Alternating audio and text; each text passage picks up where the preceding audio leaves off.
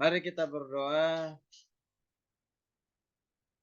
Kami bersyukur Tuhan, Engkau menjadikan kami berharga di mata-Mu. Itu semua hanya karena anugerah Tuhan.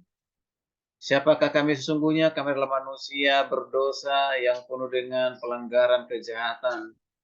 Tapi hanya karena kasih karunia Tuhan, kami diselamatkan, kami dibenarkan oleh Tuhan. Dan sore hari, malam hari yang indah ini, kami dipersekutukan oleh Tuhan untuk bersama-sama datang, memuji, menyembah, mengagungkan nama-Mu.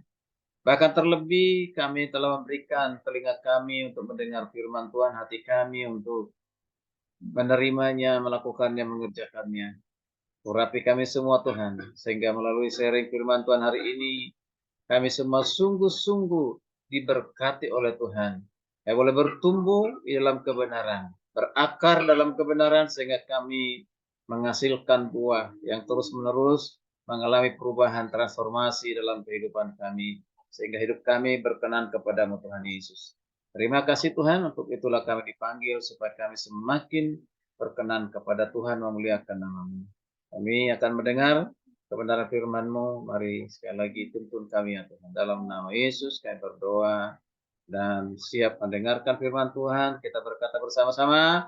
Amin. Oke, shalom. Shalom.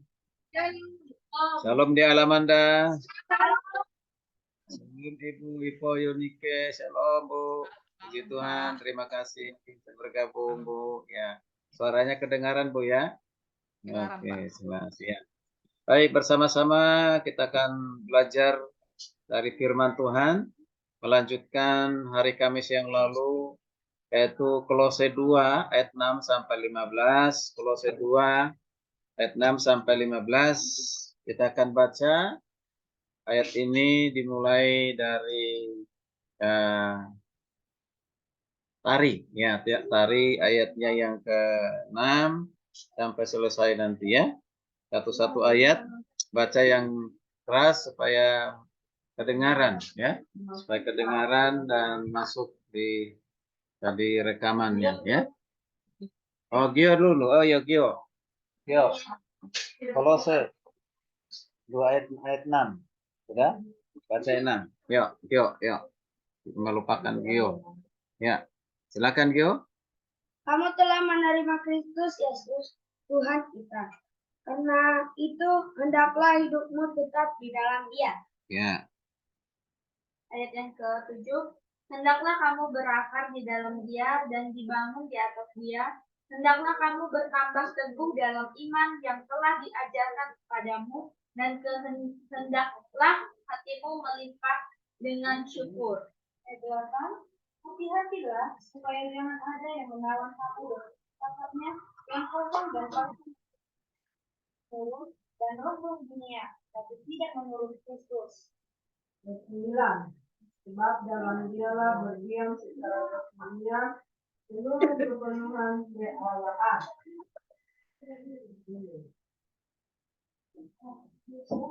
Dan kamu telah dipenuhi dengan Dia. Dialah kepala semua umat. Barang siapa kamu telah dibuatkan iman yang dilakukan oleh manusia 11. Iya. Tetapi yang terdiri dari penanggalan akan itu yang berbeda. 12.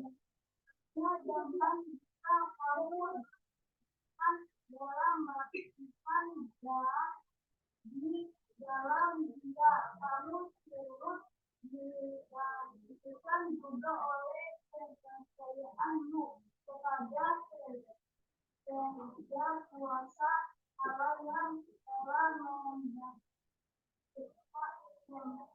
Membangkitkan.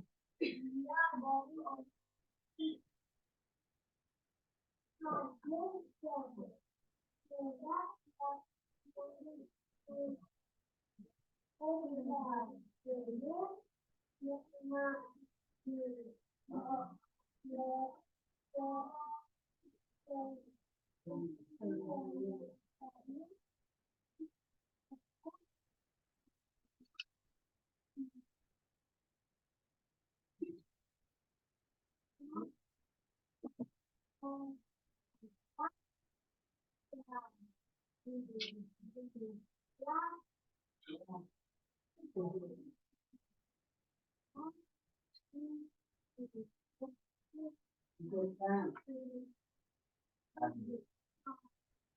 dari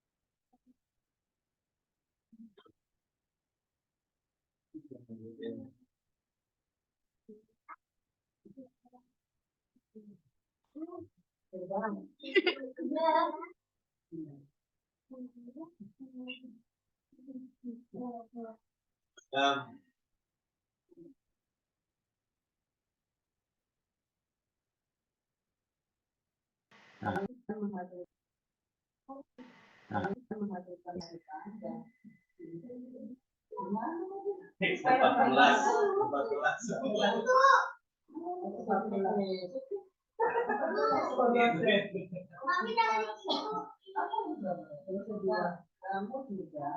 Dengan menghapuskan.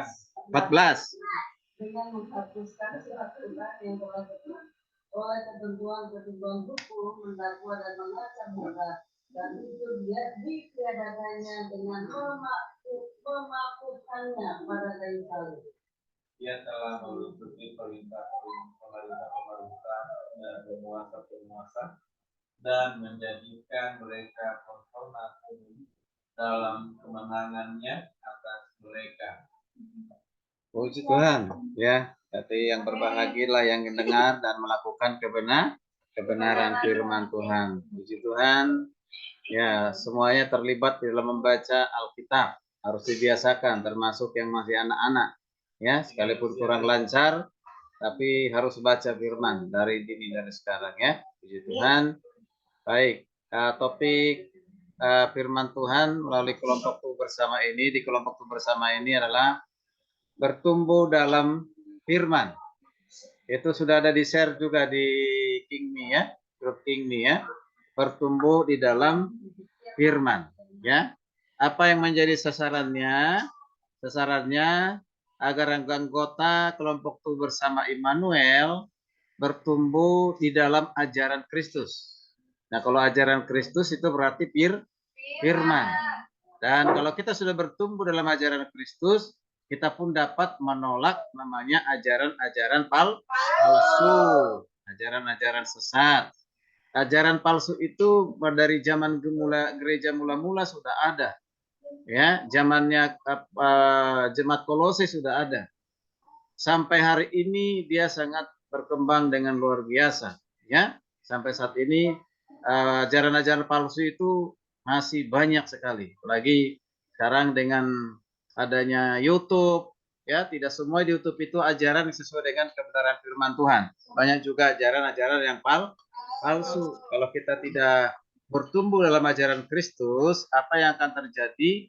kita akan mudah disesatkan, ya. Kita akan tersesat. Tapi kalau kita kuat di ajaran Kristus, maka kita kuat, tidak akan mungkin disesatkan.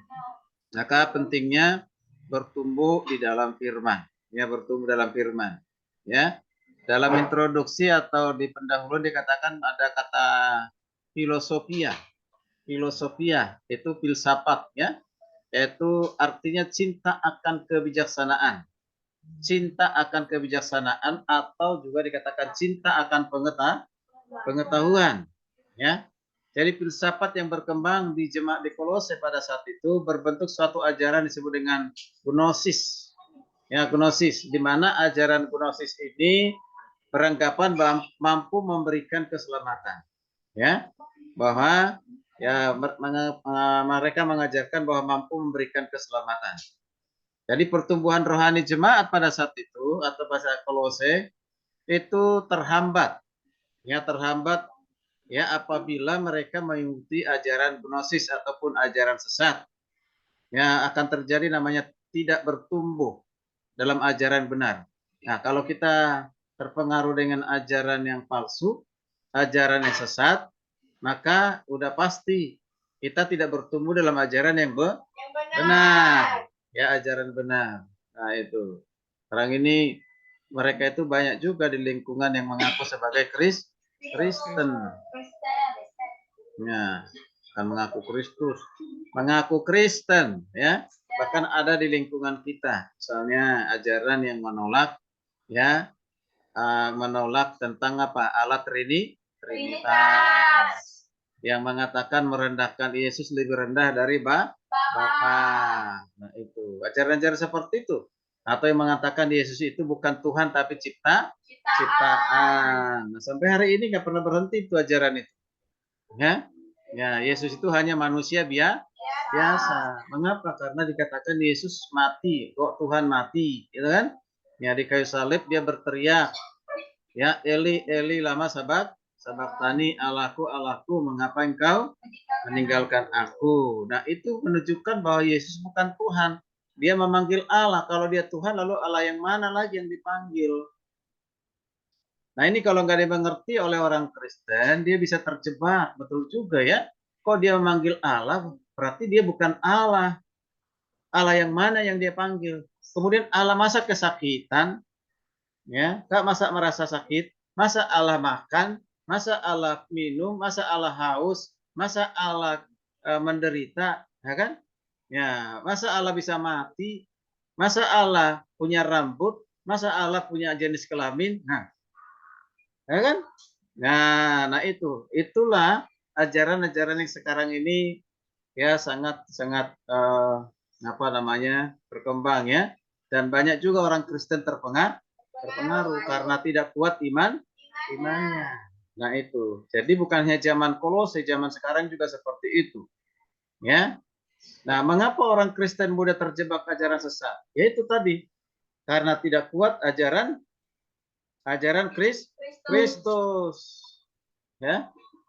Atau juga bisa selain tidak kuat ajaran Kristus, karena di hidupnya itu tujuannya hanya yang penting hari ini bisa makan, yang penting hari ini bisa minum, yang penting saya bisa dapat harta, dapat uang, ya kan, yang senang-senang, ya, ya happy, ya shopping, nah itu. Jadi pikirannya adalah semuanya berhubungan dengan apa? Materi. Nah, itu. Nah, kalau seperti itu dia akan pernah bisa bertumbuh, ya. Maka di sini ada pertanyaan nih. Sudahkah saudara apa Anda bertumbuh dalam ajaran yang benar? Amin. Sudah. Puji Tuhan. Berarti kita berdoa. Mari kita berdoa. Dan sudah, ya. Sedang akan terus, ya. Begitu, ya. Kita bersyukur kita diberikan kesempatan untuk mendengarkan firman Tuhan. Di Cina sana, di Hong Kong sana, mereka untuk baca Alkitab aja sembunyi-sembunyi.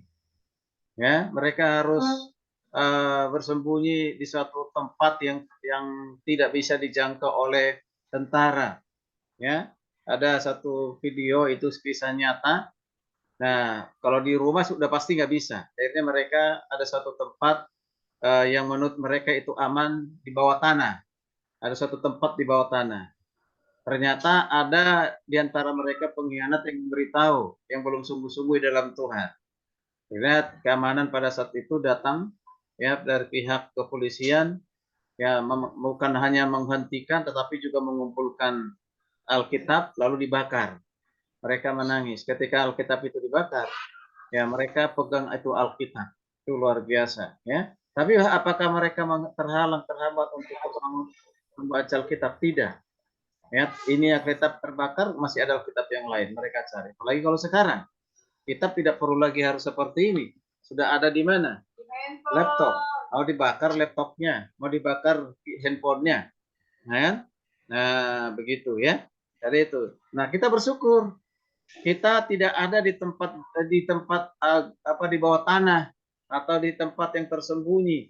Kita ada ya di rumah. Ya, kita bersyukur masih bisa mendengarkan firman Tuhan, sharing bersama ya. Nah, sekarang kita lihat, karena ini bukan khotbah, jadi kita yang bersama-sama membaca, memahami, merenungkan, dan siap melakukannya. Kita lanjutkan dengan observasi. Di ayat 6 dan 7. 6 dan 7, pertanyaannya, bagaimana nasihat Paulus kepada jemaat di Kolose yang telah menerima Kristus? Bagaimana nasihat? Jadi ini adalah berupa isinya nasihat. Nasihat Paulus kepada jemaat di Kolose. Sekarang kita lihat apa nasihatnya. Bagaimana nasihatnya?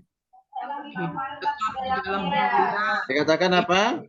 Hidup tetap di dalam Kristus. Ya, hendaklah hidupmu tetap di dalam siapa itu? Nah, namanya tetap. Berarti tidak berubah. Ya. Tidak berubah hanya karena materi. Tidak berubah hanya karena uang. Tidak berubah karena hanya jabatan. Tidak berubah hanya karena pasangan hidup. Ya kan? Pacar. Ya. Atau calon jodoh, calon istri, calon suami. Tidak berubah. Apapun itu tidak berubah. Itu namanya berarti tetap di dalam Kristus. Nah, kata tetap di sini pengertiannya itu adalah dari hari ini, esok, dan selama-lamanya. Nah, kalau dikatakan sekali Yesus, maka seterusnya tetap Yesus terus menerus. Tidak ada yang lain. Amin. Nah, itu. Apalagi coba berakar di dalam Kristus. Berakar di dalam Kristus. Pernah perhatikan akar nggak? Pernah. Kalau akar itu semakin masuk ke dalam tanah, apa yang akan terjadi dengan tanaman itu? Semakin kuat. Semakin kuat. Tapi kalau akarnya akar serabut, akar kecil-kecil begitu kokoh nggak? Tidak. Tapi kalau dia ada akar tunggal, kemudian ada akar-akar yang lain masuk ke tanah paling dalam, itu semakin kuat. Nah, kenapa pohon itu bisa mudah roboh? Karena akarnya tidak kuat. Kenapa rumah itu bisa cepat roboh? Karena Pondasinya tidak kuat. ya pondasinya tidak kuat. Ya tidak kuat. Nah, seperti itulah kehidupan kita. Ya, kalau kita tidak berakar di dalam Kristus, maka kita mudah roboh, mudah runtuh. Jadi imannya runtuh. Ya. Nah, yaitu orang yang runtuh iman, mulai seperti runtuh imannya itu biasanya orang-orang yang ketika diperhadapkan dengan persoalan, diperhadapkan dengan masalah, diperhadapkan dengan sakit penyakit, diperhadapkan dengan keadaan ekonomi, ya kan? Nah, keadaan ekonomi, mulai dia kompromi dengan apa? Kompromi dengan dosa. Ya, masalah firman Tuhan, masalah dalam Kristus nanti aja. Yang penting selesaikan dulu perkara ini, kan gitu ya. Nah itu namanya itu iman kita sudah digoyahkan ya. Gitu. Jadi hati-hati. Awalnya seperti itu, lama-lama kita diikat. Setelah diikat ya, apa yang akan terjadi? Maka dosa itu menghasilkan apa? Ya maut kan gitu ya. Hati-hati ya. Nah, ini penting sekali. Berakar. Jadi berakar itu berarti kuat ya, kuat. Semakin kita berakar itu semakin kuat. Terus apa lagi?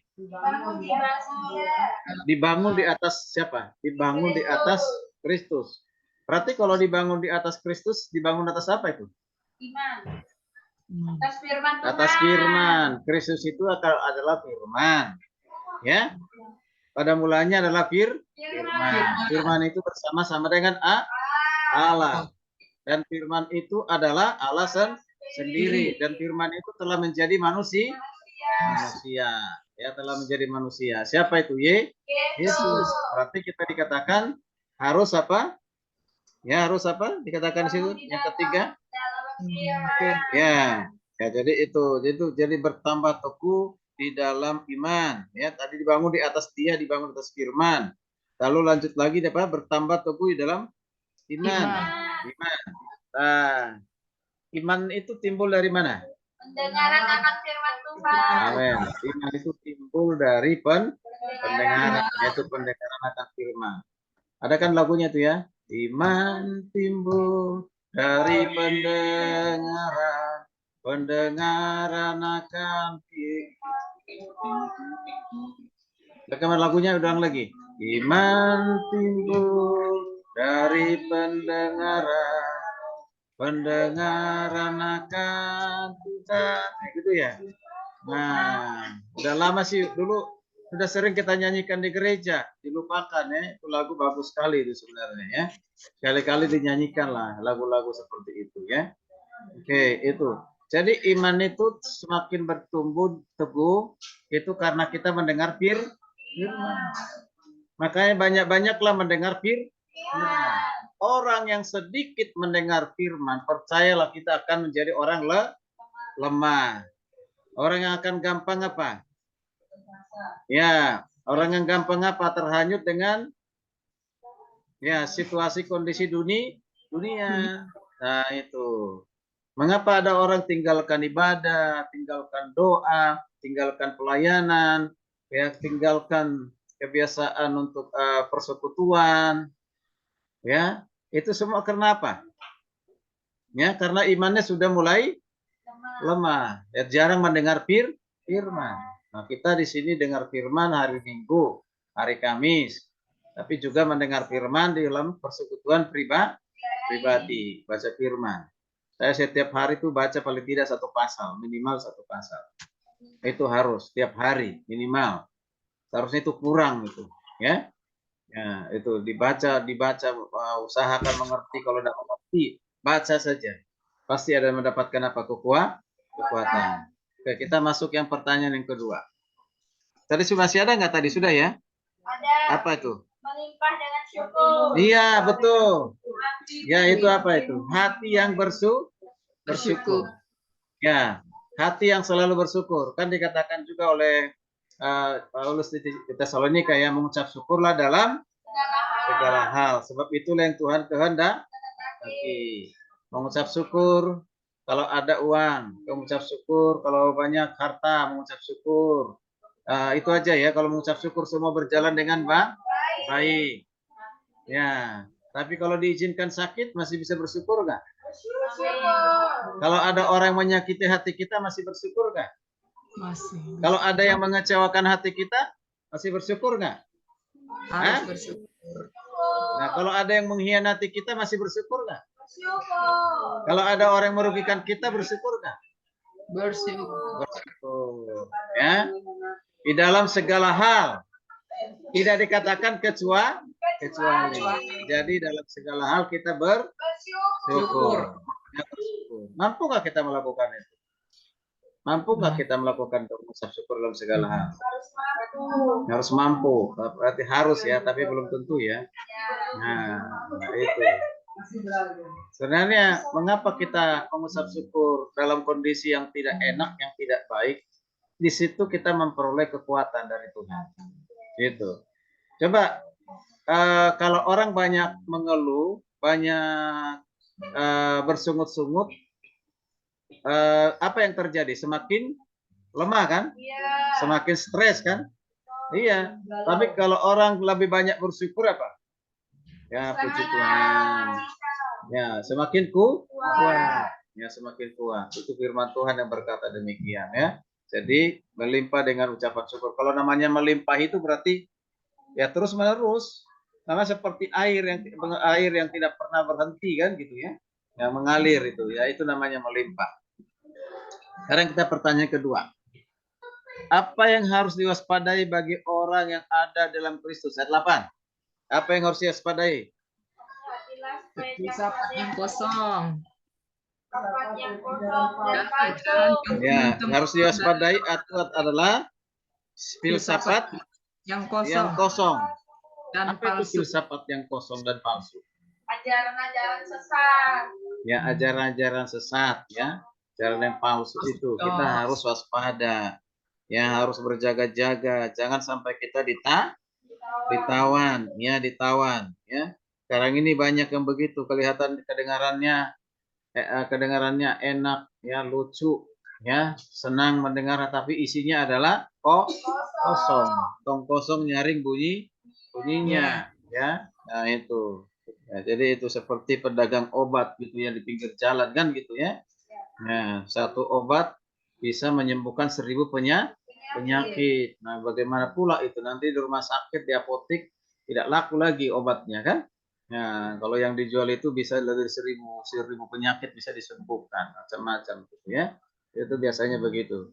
Ya, tapi masih banyak orang yang percaya, yang percaya ya. Kita tidak demikian. Kemudian apa lagi dikatakan di situ? Ya, itu filsafat kosong dan palsu. Filsafat kosong ya dan palsu menurut ajaran turun temurun roh-roh dunia ya, yang tetap tidak menurut Kristus. Jadi mereka ini adalah orang yang menolak siapa? Kristus, yang tidak percaya kepada Kristus. Kita harus waspada dengan ajaran-ajaran seperti itu. Oke, kita coba perhatikan. Carilah ciri-ciri atau sumber isi sifat dan tujuan ya. Sumbernya itu dari mana ajaran palsu itu?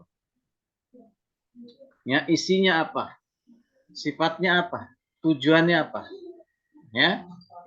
Sumbernya dari mana ajaran palsu itu? Guru-guru palsu. Ya, guru-guru palsu. Antikris. Ya kan? Nabi-nabi palsu. Nah, itu sumbernya. Sumbernya itu udah pasti dari siapa? Setan. Tadi dikatakan di situ kan roh-roh dunia. Nah, itu. Nah, roh-roh dunia. Nah, jadi roh-roh dunia ini yang adalah setan iblis itulah yang mempengaruhi otak dan pikiran manusia untuk mengajarkan kesesatan. Ya, kesesatan. Isinya apa? Isinya apa? Isinya apa? Yang kosong dan palsu. Ya. Hah? Isinya apa? Isi dari ajaran mereka apa? Hah? Palsu. Menyesatkan. Isi ajaran mereka adalah ajaran apa? Palsu. Palsunya apa? Menolak Yesus sebagai Tuhan. Mereka mengajarkan keselamatan yang lain. Ya, begitu. Jadi Yesus itu bukan juru selamat. Yesus itu manusia biasa. Keselamatan itu adalah dari usaha manusia. Begitu. Jadi tanpa Kristus pun manusia dapat diselamatkan. Nah, itu isinya itu. Ya, sifatnya apa? Baru dikatakan itu sifatnya apa? Sifatnya kosong dan palsu. Tujuannya apa? Untuk apa? Menyesatkan banyak orang lalu masuk neraka. Jadi ajaran-ajajan begitu tujuannya adalah kosongkan surga, penuhi neraka. Mau nggak ke neraka? Tidak. Mengapa nggak mau ke neraka? Karena neraka. Hah? Kan di sana ada itu. Ada artis-artis terkenal internasional. Ada Michael Jackson, misalnya kan tadi belum bertobat, ada nanti Madonna, kan? Nah, orang-orang terkenal semua di sana. Ya, masa kita nggak mau? Kan nggak ketemu di dunia, nanti terus ketemu di mana lagi? Hah? Mau ketemu nggak? Enggak. Hah? Tidak, ya kan? Nah, tidak mau ketemu kan? Ya udah, berarti jangan ke situ. Ya, kita itu bukan bagian kita. Bagian kita adalah warga kerajaan sorga. Ya, ini selingan nih. Ada seorang ibu ya mendengarkan khotbah di gereja, yaitu khotbahnya tentang penginjilan. Bagaimana orang Kristen harus memenangkan jiwa memberitakan Injil. Tidak usah pergi jauh-jauh, dimulai dari rumah tangga. Siapa yang ada di rumah tanggamu, suamimu, istrimu, anak-anakmu, pembantumu, harus beritakan Injil. Kalau enggak mereka binasa. Jadi khotbahnya itu khotbah tentang penginjilan lah, bahwa setiap kita harus menjadi saksi Kristus, menyampaikan berita Injil. Nah, ibu ini pulang dari gereja dengan semangatnya sampai di rumah dia panggil pembantu rumah tangganya. Ya, biasanya pembantu rumah tangga ini kalau sudah dilihat mobil nyonyanya keluar, dia langsung keluar ambil Alkitabnya dia bawa. Tapi pada saat itu nyonya ini tidak mau dibawa Alkitabnya. Nah, kaget. Biasanya yang bawa itu adalah langsung pembantu. Udah saya saja yang bawa. Nah, dia senyum-senyum, tersenyum-senyum mulai dari keluar dari pintu mobil sampai di rumah. Nah, sampai di rumah dia simpan Alkitab sendiri, lalu dipanggil pembantunya ke kamar. Ya, ke kamar. Nyem, nyem, nyem, nyem, sini, sini, sini katanya. Ada apa nyonya? Pokoknya sini, sini, sini, sini. Akhirnya, iya nyonya ini kenapa dari tadi senyum? Barangkali mendapatkan apa namanya sesuatu yang membuat dia senang apa gitu. Jadi penasarannya begitu ya. Nah, duduk.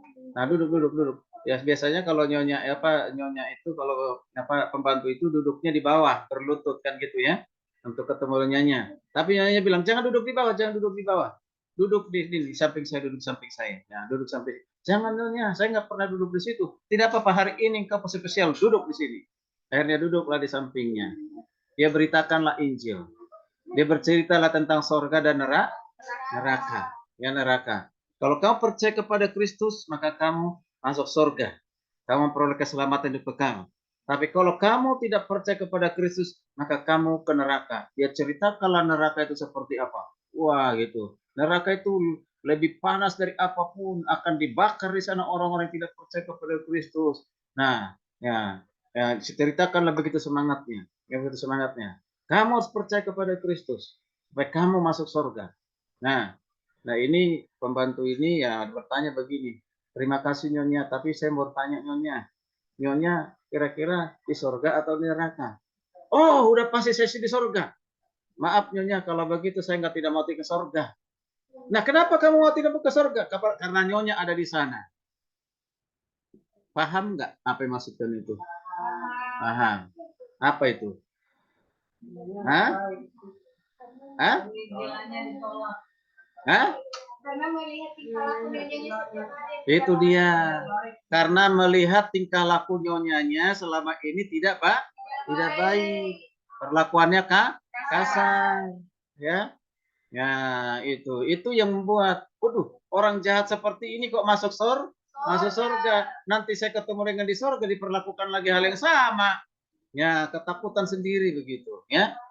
Nah, itulah sebabnya supaya kita ya harus memperlakukan setiap orang itu sama di dalam kasih Kristus. Amin. Amin. Oke, baik.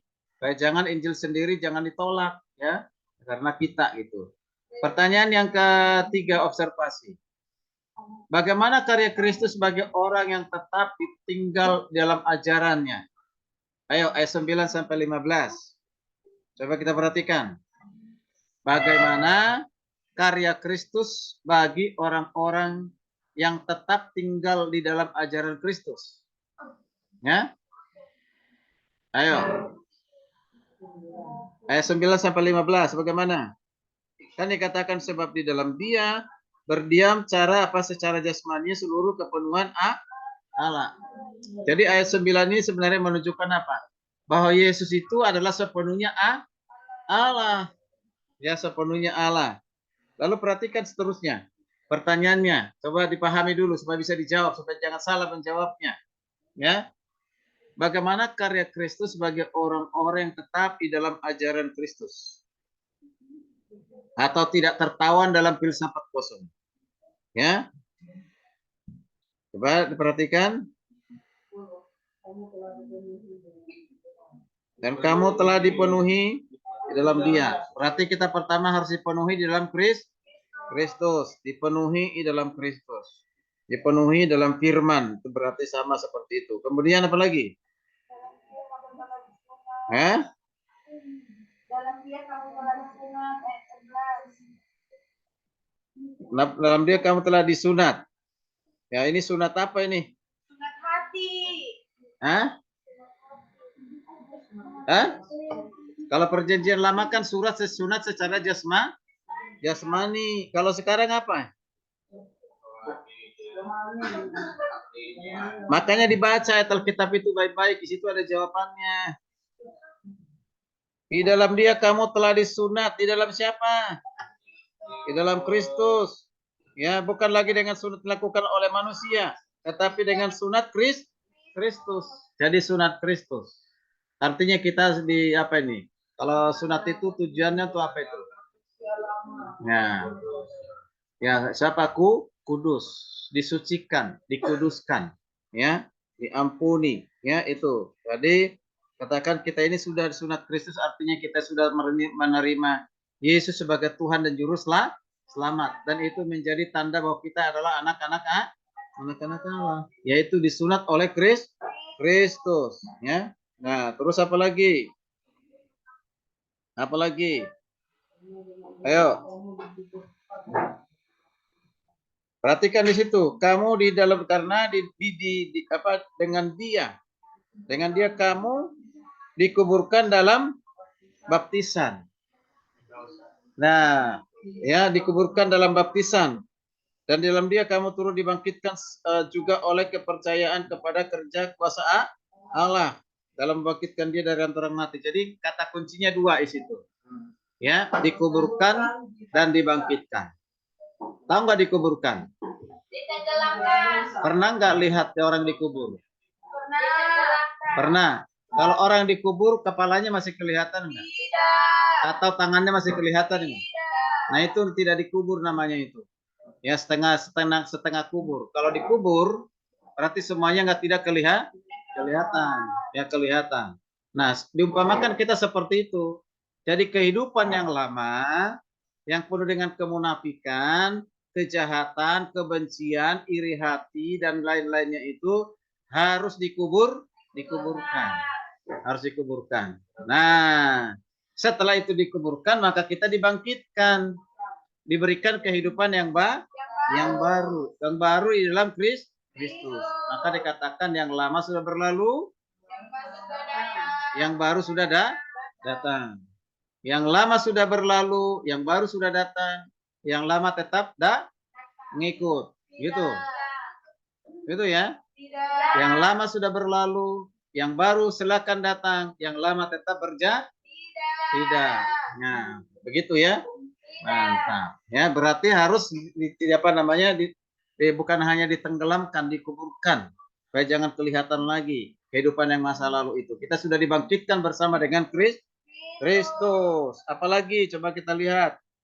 Yuk. Apalagi? Kamu juga ayat 13. Kamu juga dahulu mati oleh pelanggaran, karena tidak disunat secara lahiriah. Telah dihidupkan Allah bersama-sama dengan Dia, dan sudah Ia mengampuni segala pelanggaran kita. Di situ ada dua kata kunci. Kata kunci yang pertama apa itu? Mati. Ya. Yang kedua ya. Hidup pertama mati, yang kedua hidup. Nah, asal ngomong aja, baca dulu. Ya. Nah, perhatikan di situ. Kan dikata meskipun dahulu mati kan, mati oleh karena pelanggaran. Mati itu kata yang digunakan itu adalah kata nekros. Nekros itu adalah mati itu tidak bisa berbuat apa-apa. Ya. Dia tidak bisa berbuat apa-apa, itu namanya mati. Pernah lihat orang mati? Pernah. Pernah nggak orang mati bilang, ganti dong baju saya? Tidak. Orang mati bilang begini, biarlah saya jalan sendiri ke tempat pemakaman. Pernah nggak? Nah, nggak pernah apapun dilakukan oleh siapa? Orang hidup. Nah, orang hidup. Artinya orang mati itu tidak bisa berbuat apa-apa. Nah, seperti itulah kita. Tidak bisa berbuat apa-apa sebelum dibangkitkan bersama dengan Kristus. Kita ini orang mati. Ya, tidak berdaya. Ya. Jadi siapa yang memberikan kehidupan? Kristus. Ya, Kristus. Ya, Kristuslah yang memberikan kehidupan. Dikatakan di ayat masih di ayat yang sama. Dihidupkan oleh Allah bersama-sama dengan siapa? Kristus. Dengan Dia. Di ayat berapa itu? Masih konsentrasi enggak? Kita lanjutkan. Ya, ayat 13. Ya, jelas di situ dikatakan apa? Ya. Ya, dihidupkan Allah bersama-sama dengan Kristus. Yaitu setelah kapan itu? Ketika dosa kita diampuni, segala pelanggaran kita diampuni. Puji Tuhan. Jadi berarti kita bukan mati lagi, kita sudah hidup. Oke. Nah, ayat 14. Coba lihat, perhatikan 14. 14 apa?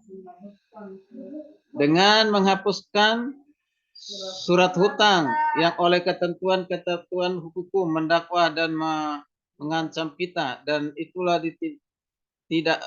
ditiadakannya dengan maklumannya pada kayu salib. Artinya apa itu? Ya. Oke. Orang yang tidak percaya kepada Kristus itu dianggap orang yang berhutang. Tapi dengan kita percaya kepada Kristus, hutang itu sudah ditebus di kayu salib. Ya, enak nggak punya hutang? Tidak. Nggak enak kan? Tapi banyak kan aman-aman aja orang. Ya, ada orang yang bisa tidur, ada yang tidak bisa tidur. Ada yang bisa tidur dia nggak peduli, kan? Udah ditagi-tagi, dicuekin kan gitu ya. Ya, tadi pagi itu di radio Pelita Kasih tuh ada seperti itu. Saya bilang biasanya kalau orang mau meminjam itu memelas, lembut, ramah, wah macam-macam lah supaya kita mendapatkan pinjaman, gitu kan? Nah, tapi setelah dipinjam nanti mau minta kembalian, ya orangnya lebih galak daripada yang meminjamkan. Nah, itu yang sering terjadi. Bahkan orang yang meminjamkan pun bisa terancam nyawanya. Nah, itulah dunia, ya kan? Nah, tidak enak punya hutang itu. Seperti itu kita, ya. Kita itu orang yang tadinya orang-orang berhutang, tapi bersyukur kita dibayar lunas oleh siapa? Yesus. Dengan apa kita dibayar? Dengan darahnya. Ya, dengan darahnya. Ku telah ditebus. Apa lagu apa itu? Darah telah mati dan tinggalkan cara hidupku yang lama. Semuanya sia-sia dan tak berarti lagi. Hidup ini ku letakkan pada mezbahmu ya Tuhan. Jadilah padaku seperti yang Kau ingin. Amin. Puji Tuhan. Itu doa, itu lagu sekaligus komitmen kita dalam mengikut siapa tuh? Tuhan.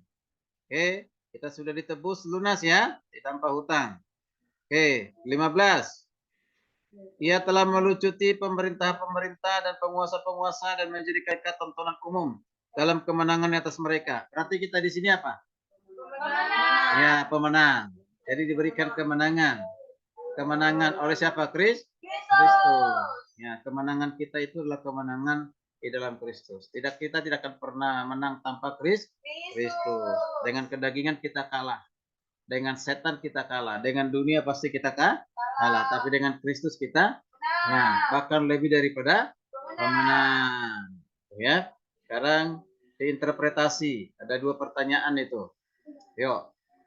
Apakah maksud nasihat Paulus tentang tetap di dalam Dia, berakar di dalam Dia, di dalam Kristus? Ya, tadi di observasi kasih kita sudah tahu. Ya, apakah maksud nasihat Paulus tentang tetap di dalam Dia, berakar dalam Dia? Ya, tetap di dalam Dia, berakar, dibangun di dalam Kristus. Apa artinya itu? Supaya mereka, Apa maksudnya? supaya mereka tidak terpengaruh oleh filsafat yang kosong dan palsu. Bukan. Pertanyaannya simak. Apa maksud dari tetap di dalam Dia, berakar di dalam Dia, dibangun di dalam Kristus? Itu maksudnya itu. Bukan tujuannya, maksudnya apa? Kan tadi diobservasi sudah. Masa lupa? Yuk. Tetap di dalam Dia, berakar dalam Dia, dibangun dalam Dia, dibangun dalam Kristus. Apa itu maksudnya? Supaya iman kita kuat, tidak mudah tergoyahkan. Oke, terus? Terus? Tidak disesatkan oleh ajaran-ajaran dunia.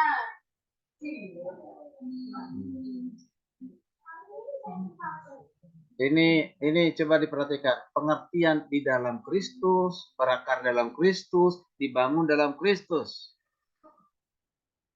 Itu. Maksudnya apa itu? Maksudnya apa?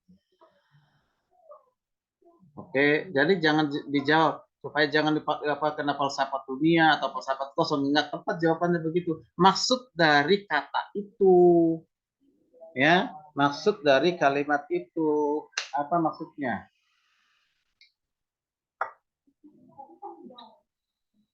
Hah?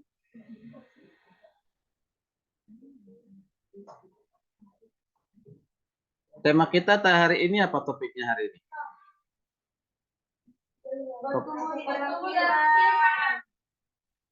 Nah, kalau dikaitkan dengan pertanyaan ini?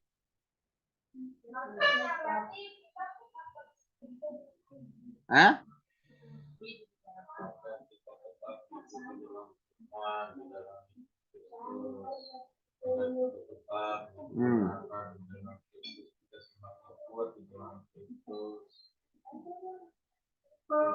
Kalau tetap di dalam Kristus tadi apa tadi diobservasi? Tidak berubah. Ya. Tidak berubah. Berarti tetap terus menerus bertumbuh, berakar berarti semakin kuat. Ya, dibangun berarti semakin teguh. Itu tadi diobservasi, nyambunglah ke observasinya ya. Oke, udah jelas ya. Artinya kalau disingkat ini kita selalu harus terus menerus mengalami namanya pertumbuhan di dalam Kristus. Ya, dengan bertumbuh dalam Kristus semakin kita kuat, iman kita semakin diteguhkan, gitu ya. Pertanyaan berikutnya masih diinterpretasi. Mengapa orang percaya harus selalu waspada dan menolak ajaran-ajaran palsu? Ayat 8 tadi. Mengapa? Supaya jangan ada yang menawarkan dari filsafat yang kosong dan palsu. Ya. Itu kata kuncinya adalah kata menawan. Ya, menawan supaya kita jangan sampai tertawan atau ditawan oleh ajaran-ajaran palsu, ajaran-ajaran sesat. Maka kita harus waspada. Waspadalah gitu kan? Ya, waspadalah terhadap setiap ajaran, ya ajaran. Ya. Oke, jadi ini kita harus mewaspadai kapanpun, dimanapun kita harus waspadai. Kalau ada saksi Yehova datang, usir. Kalau kita nggak kuat untuk melayaninya. Kalau ada orang agama lain berdialog tentang kekristenan, kalau kita nggak kuat, nggak usah diladenin. Sok-sok jago, padahal enggak gitu ya. Nah itu. Ya, jadi seperti itu. Kalau kita belum siap, ya berdoa saja, serahkan kepada Tuhan. Pada hatimu nanti digoyahkan, itu ya. Sekarang kita masuk aplikasi. Aplikasi penerapan. Apa itu aplikasi? Penerapan. Penerapannya di sini katakan, sharingkanlah hal-hal apa saja yang telah saudara lakukan dengan firman Allah sejak saudara menerima Kristus. Ayo. Sharing. Sampaikan. Sharingkanlah hal apa saja yang telah saudara lakukan dengan firman Allah sejak saudara menerima Kristus. Kita semua kan waktu itu sudah menerima Kristus kan? Sudah. Lalu apa yang kita lakukan sejak menerima Kristus berhubungan dengan firman Allah? Memberitakan firman Tuhan kepada orang yang belum mengenal firman Tuhan. Membacanya dulu, bagaimana memberitakannya? membacanya, memahaminya, ya kan, melakukannya. Lalu apa, baru mengajarkannya, begitu. Nah, itu ya, itu yang kita lakukan selama ini ya. Betul tidak? Nah, tidak betul? Betul. Nah, betul. Oke ya. Oke, sekarang yang pertanyaan yang kedua. Bagaimana caranya saudara mengenal ajaran-ajaran palsu dan bagaimana sikap saudara terhadap ajaran-ajaran tersebut? Bagaimana saudara bisa mengenal ajaran palsu? Oh, itu palsu. Itu ajaran palsu. Kita langsung menuduh itu ajaran palsu. Dari mana kita mengatakan bahwa itu palsu? Hah? Berdasarkan Menyimpang dari ajaran firman Tuhan. Tidak sesuai dengan firman Tuhan. Contohnya, mereka tidak percaya kepada Allah Trinitas dan mengakui bahwa Allah itu adalah bukan iya, kebanyakan mereka mengatakan bahwa Yesus itu ciptaan, bukan yang menciptakan. Mereka tidak percaya kepada Tuhan karena menurut mereka Tuhannya itu adalah anak dari tukang kayu. ya, memang dia anak tukang kayu kok. Benar. Dari sisi manusia, sebagai raja tidak percaya sebagai raja karena mereka itu dilihat dari mata manusia, ekonomi mata rohani. Gini loh, antara ajaran palsu dengan ajaran benar.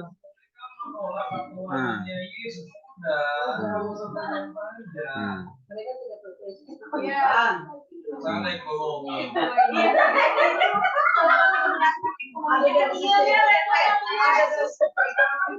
itu kan dibilang anak tukang kayu berarti itu adalah ekonominya. Lah, Jokowi aja dia tukang kayu. Berarti itu latar belakang. Jadi presiden dia. Ya. Aku hanya mau gitu, mau Isra sama Tarik, kabarin sama Yesus itu, tolong diperhatikan ya, tadi sudah disampaikan ya. Ya, sampai hari ini masih banyak orang yang menolak Yesus itu sebagai Tuhan. Dia adalah manusia biasa. Bahkan dia adalah ciptaan. Nah itu. Bahkan orang yang punya Alkitab sendiri mengatakan demikian. Siapa? Saksi Yehova. Saksi Yehova mengatakan Yesus itu adalah ciptaan. Nah, dia bukan Allah. Tapi Allahnya kecil, Allah dunia kan gitu ya. Gitu ya. Oke, jadi bukan Allah Yahweh, bukan Allahnya Israel gitu ya. Nah, dia hanya suatu Allah. Ya. Nah, gitu ya, itu harus pahami. Nah, sekarang bagaimana sikap kita terhadap ajaran seperti itu? Bagaimana sikap kita? Ya, ya tentu apa? Menolak. Ya, menolaknya. Kita harus tolak. Ya, jadi jangan. Saya masih ingat sekali tuh Mama Enos pernah bilang ke saya. Mereka gunakan Alkitab kok Pak. Ya, mereka gunakan Alkitab padahal itu saksi Yehova yang datang. Karena belum mengerti. Ya. Nah, jadi Enos dengan siapa? Enos dengan siapa namanya itu? Adiknya itu didatangin ke rumah, rajin didatangin ke rumah, dibiarkan sama mamanya karena dipikirnya pakai Alkitab kok. Nah, gitu. Ketika katanya bukan masalah gunakan Alkitabnya, tapi bagaimana memahami Alkitab. Itu jangan lagi Bu, nanti anak ibu disesatkan begitu. Ya, masih bela-bela pada saat itu ketika saya tegur, ya. Ya, tapi setelah dikasih tahu dipahami, oh begitu ya Pak. Iya. Itu mereka itu menolak Yesus sebagai Tuhan. Mereka yang mengakui Yesus sebagai pengantara, bukan Tuhan. Ya, mereka berdoa nggak di dalam Kristus, berdoa. Kami berdoa kepada Kristus sebagai pengantara kami. Nah, itu. Ya. Nah, jadi sebagai pengantara. Karena mungkin kami berdoa kepada Bapa di dalam Yesus sebagai pengantara kami. Nah, gitu. Kelihatannya berdoa kepada Yesus kok. Nah, itu. Nah, itu kan repot begitu. Hati-hati ya. Oke, kita harus tolak ajaran-ajaran seperti itu. Oke. Ini nanti ada beberapa diskusi di sini sebagai penutup. Ya, sebagai penutup ada namanya ateisme. Apa itu ateisme? Yang menolak Yesus, tidak percaya pada Tuhan. Bukan menolak Yesus, yang tidak percaya adanya Allah. Apa itu komunisme? Komunis. Kumpulan orang yang menolak Allah. Ya, sama, komunis juga sama. Ya, ateisme, komunis, orang yang tidak percaya bahwa Allah itu ada. Apa itu materialisme? Ya, semua hidupnya berpusat kepada materi, harta, gitu ya. Ya, itu apa itu liberalisme? Liberal. Hah? Kalau liberal itu mengajarkan apa ajarannya? Semua setiap agama punya Allah. Ya, dia punya Allah. Jadi Yesus itu bukan satu-satu jalan keselamatan. Itu liberalisme. Ada jalan lain, setiap agama itu punya jalan masing-masing. Itu liberalisme. Liberalisme apalagi di mereka katakan apa? Ya, apalagi dikatakan kalau orang liberalisme ini selain mengatakan bahwa semua orang memperoleh keselamatan dengan cara masing-masing. Ya, dengan berbuat amal pun orang bisa diselamatkan. Ya, orang yang tidak percaya kepada Allah tidak mungkin dihukum. Mengapa? Karena Allah itu kasih, tidak mungkin dihukum di neraka. Tuhan itu sangat mengasihi manusia. Nah, itu liberal. Bahkan liberal tidak percaya adanya mujizat. Ya, tidak percaya adanya mujizat. Ya, ada lagi legalisme. Jadi hanya agama itu hanya sebagai legal, seperti khotbah minggu lalu, ya. Ya itu. Nah, ada lagi panteisme. Apa itu panteisme? Apa itu panteisme? Hah? Panteisme. Apa itu? Ini mahasiswa teologi harus tahu ini. Apa itu panteisme? Hah? Itu dia. Di dalam segala sesuatu ada Allah. Itu ya. Jadi itu. Di binatang itu ada kekuatan. Di tanaman, di pohon, apapun itu yang bentuknya, situ bisa Allah. Di dalam segala sesuatu ada Allah. Benar atau salah itu? Salah. Ya. Ya, di kampung-kampung itu kan masih banyak itu. Kalau udah lihat ada pohon beringin yang sudah ratusan tahun, ya dianggap di situ ada apa? Penghuninya. Ada kekuatannya, ada penghuninya. Kalau dilihat batu yang besar disembah, kan gitu. Ya, nah itu. Nah itu semuanya. Matahari disembah. Nah itu namanya panteisme. Panteisme itu pokoknya di semua apapun bisa menjadi Allah. Jadi semua kenyataan adalah Allah. Semuanya Allah. Manusia pun bisa jadi Allah. Itu. Nah, ajaran-ajaran seperti inilah yang harus kita tolak. Ya, kita tolak. Tidak pernah berhenti. Ajaran itu maka kita tolak. Ayat hafalan ayat 6 sampai 7.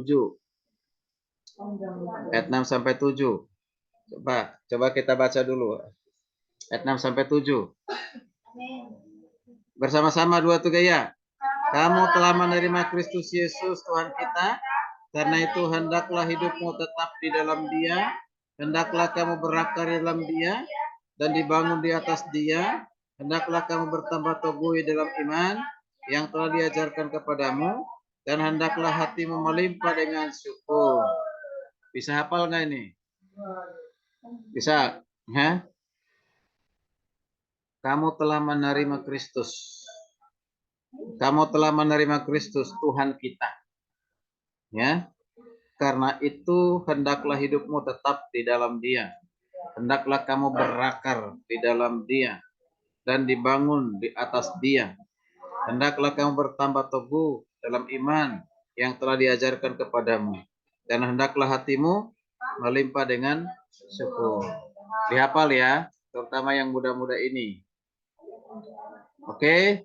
Demikian firman Tuhan. Saya berharap firman Tuhan ini tidak berlalu begitu saja. Ya, masuk kuping kanan, keluar kuping kiri. Ya, tapi harus mendengar di telinga, masuk ke hati. Jadi kita harus bertumbuh dalam firman Tuhan. Terus menerus firman Tuhan. di ajaran Kristus supaya kita jangan disesatkan, ya, jangan mudah tersesat, supaya kita terus boleh bertumbuh, berakar dan teguh di dalam Kristus. Ya Tuhan. Sekian firman Tuhan. Silakan serahkan kembali ke PL-nya, MC-nya. Berkati oleh firman Tuhan, amin. Baik, kita mengucap syukur atas kebenaran firman Tuhan. Nanti yang akan membawakan kita dua firman Tuhan